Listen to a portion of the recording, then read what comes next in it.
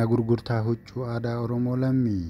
Manni gurgurtaa huccuu aadaa Oromoo Finfinnee Muujjaana yookaan naannoo Shiroo Meedaatti argama.